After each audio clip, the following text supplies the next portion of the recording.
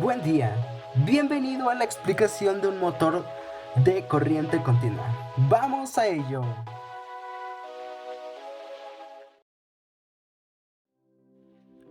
Introducción. Como primer punto, se debe definir qué es un motor de corriente continua.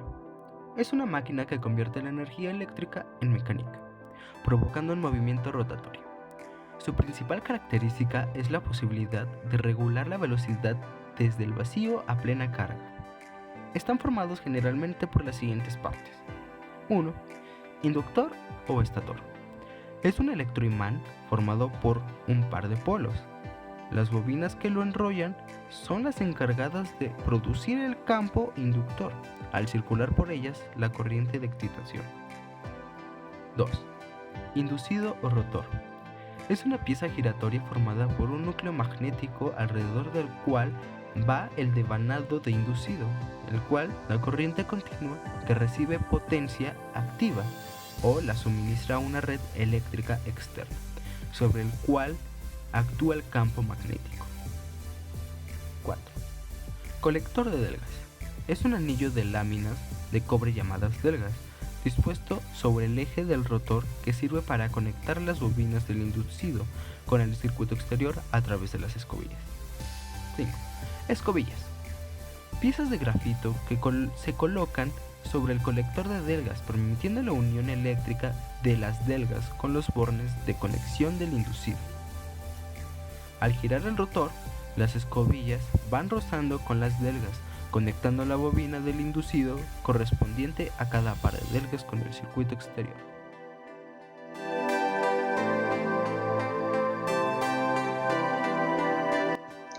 Primeros pioneros en la construcción del motor DC.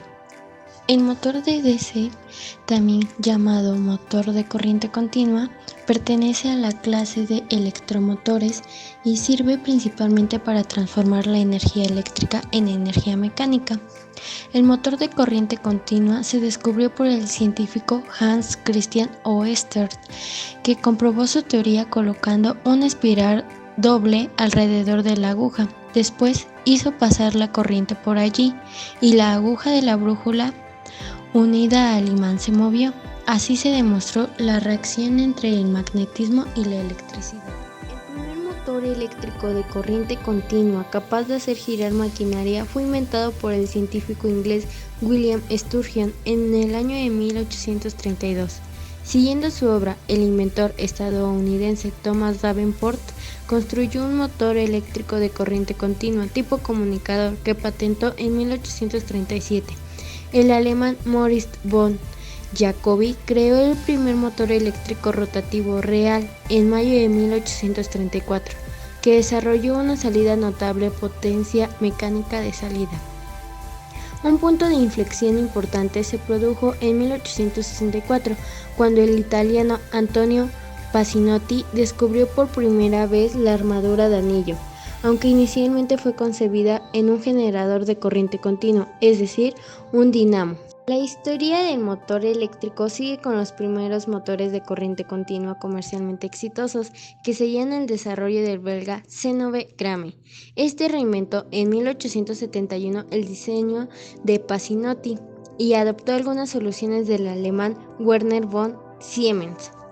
En el año de 1886, el estadounidense Frank Julian Sprague inventó el primer motor de corriente continua práctico, un dispositivo sin chispas que mantenía una velocidad relativamente constante bajo cargas variables. Otras invenciones eléctricas de Sprague en esta época mejoraron enormemente la distribución eléctrica de la red.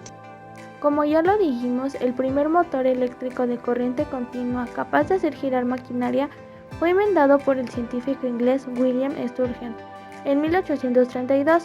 En este año, el reciente descubrimiento de la inducción electromagnética por Michael Faraday atraía la atención de la comunidad científica al electromagnetismo.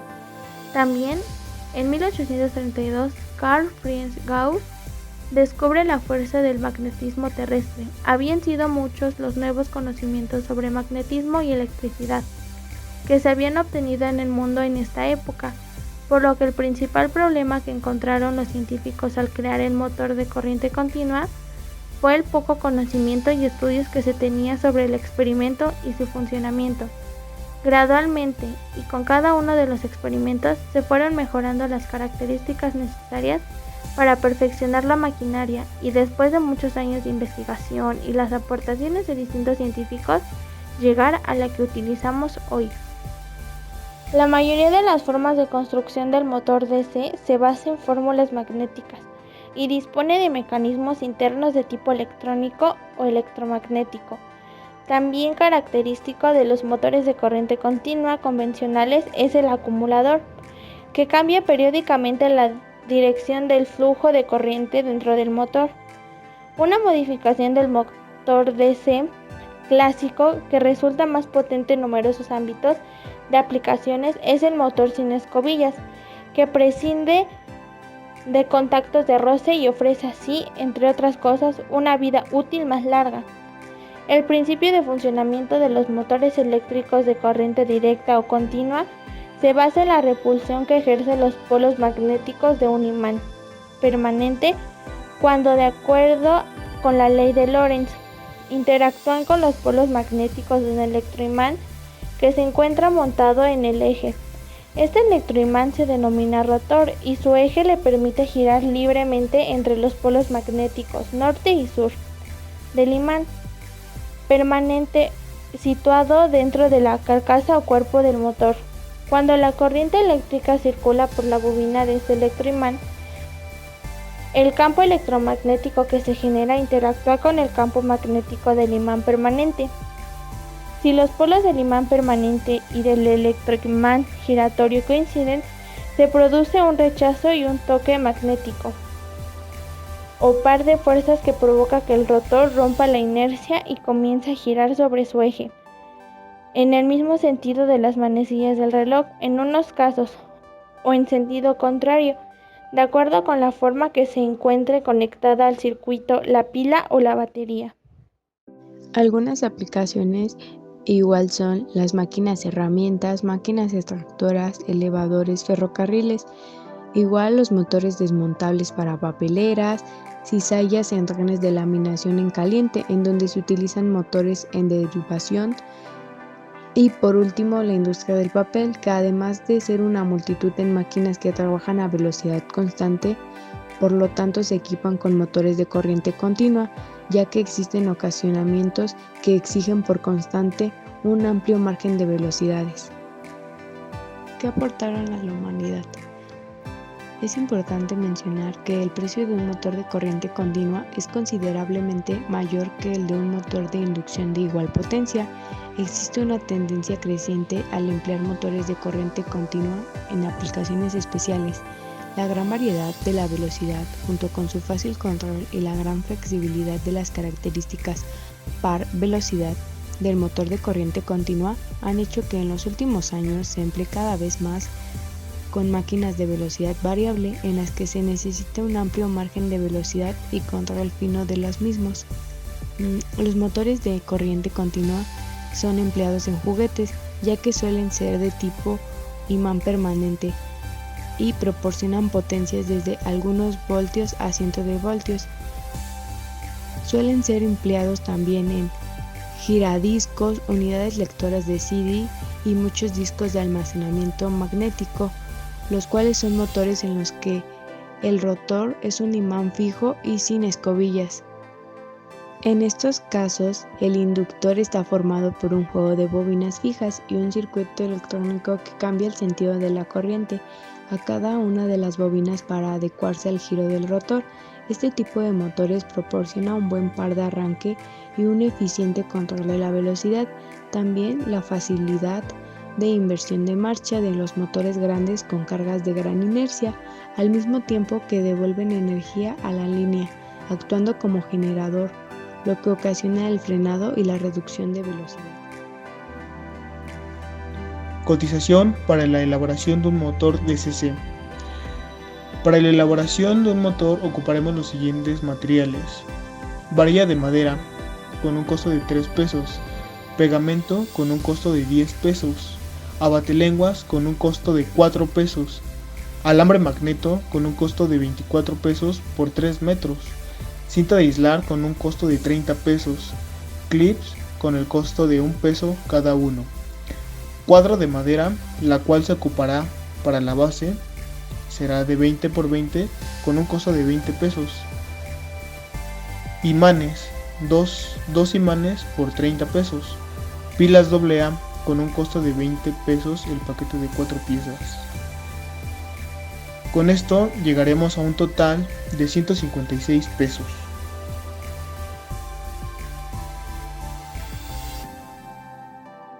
Construcción. Un motor de corriente continua consiste en un PQRS en bucle rectangular, fabricado con un hilo de cobre aislado. El bucle se coloca entre dos imanes o electroimanes dependiendo del tamaño, de modo que el plano del bucle es paralelo a la dirección del campo magnético. Los extremos del bucle se acoplan a las dos mitades X y Y de un conmutador de anillo partido. Estas mitades del anillo partido se aíslan entre sí y se montan sobre un eje en torno al cual se produce la rotación. Externamente, dos escobillas fijas conductoras, B1 y B2, mantienen la presión continua contra X e Y respectivamente. Estas escobillas están conectadas a una fuente de corriente continua llamada pila. Funcionamiento. La corriente de la batería entra a través de la escobilla B1, circula por el PQRS en bucle y sale por la escobilla B2. Aquí, los brazos QR y SP no experimentan ninguna fuerza, ya que están paralelos o antiparalelos al campo magnético, pero los brazos PQ y RS, que están perpendiculares al campo magnético, experimentan una fuerza cada uno. La dirección de esta fuerza se puede determinar utilizando la regla de la mano izquierda de Fleming. Según esta regla, si el dedo índice apunta en la dirección del campo magnético y el dedo corazón apunta en la dirección de la corriente, el pulgar apunta en la dirección de la fuerza ejercida sobre el conductor. Al aplicar esta regla en el brazo RS, descubrimos que la fuerza que actúa sobre él le empuja hacia arriba. Ahora pasemos al brazo PQ para buscar la dirección de la fuerza que actúa sobre él. Aquí podemos observar que el dedo índice apunta en la dirección del campo magnético, pero el dedo corazón no apunta en la dirección de la corriente, de modo que giramos la mano izquierda para que el dedo corazón apunte en la dirección de la corriente. Esto implica que la fuerza que actúa sobre el brazo PQ lo empuja hacia abajo.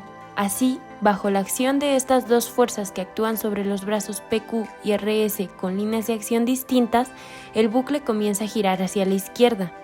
Justo cuando comienza la rotación, los brazos QR y SP dejan de estar paralelos al campo magnético y por tanto, las fuerzas también actúan sobre ellos.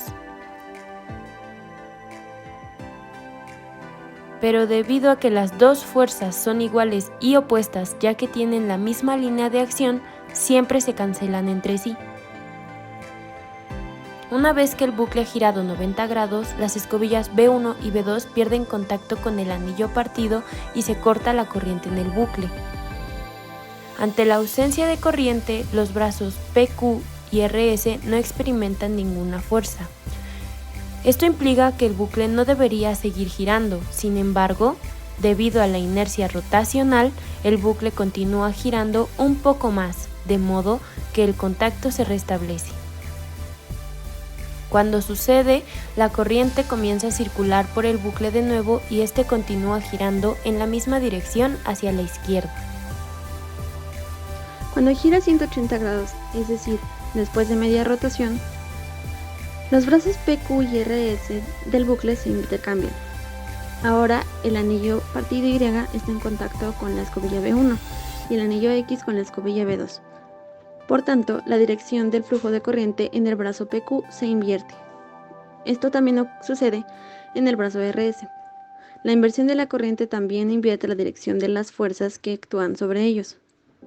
De esta forma, el brazo PQ del bucle, que antes experimentaba una fuerza hacia abajo, ahora experimenta una fuerza hacia arriba. De igual modo, RS experimenta una fuerza hacia abajo. El resultado es que el bucle continúa girando hacia la izquierda.